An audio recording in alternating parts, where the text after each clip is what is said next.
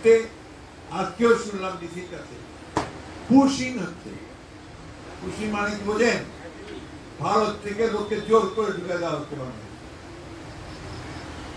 ঠিক কবে হয়তো কেউ গিয়েছিল, তাদের আত্মীয় স্বজনরা বা ছেলে মেয়েরা কেউ ছিল, তাদেরকে ধরে এখন আবার এখানে ঢুকে দেওয়া। এতদিন এইগুলো তারা করে নাই। এখন যেহেতু আওয়ামী লীগ সরকারকে উৎখাত করা হয়েছে, যেহেতু হাসিনা ভারতে আশ্রয় নিয়েছে, সেহেতু এখন বাংলাদেশ সরকারকে একটু চাপে ফেলার জন্য তারা সমগ্র বাংলাদেশের বর্ডারে এই পুশিং শুরু করে।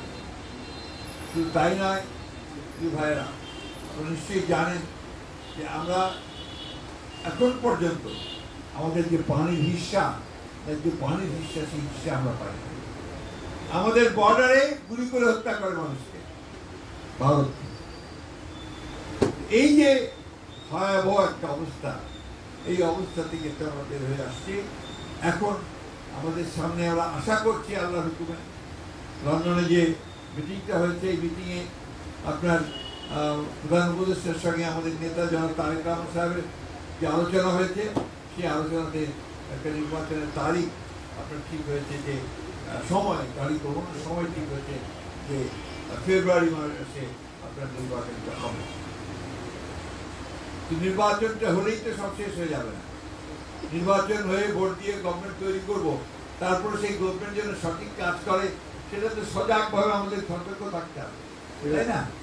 আর আমরা যে ভোট দিব সেটাও তো আপনি আমার চেয়ে ভালো জানেন, ওটাও তো পবিত্র আমানত।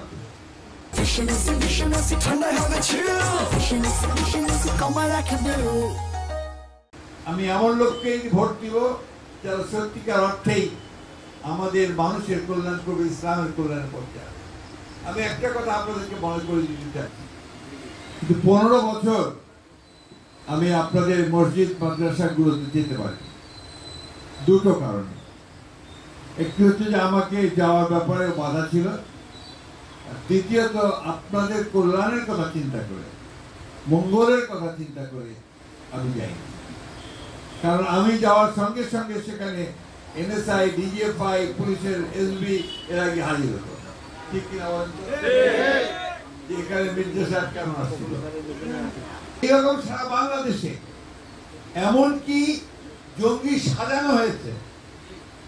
মাদ্রাসার একেবারে এতিম ছেলেদেরকে নিয়ে গিয়ে আপনার ঘরের মধ্যে রেখে বিভিন্ন লিফলেট ঢুকিয়ে দিয়েছে, তার মধ্যে দিয়ে বলা হয়েছে যে এরা সমস্ত জঙ্গি ইসলামী মতবাদ প্রচার করছে, সুতরাং এরা জঙ্গিবাদ প্রচার করছিল।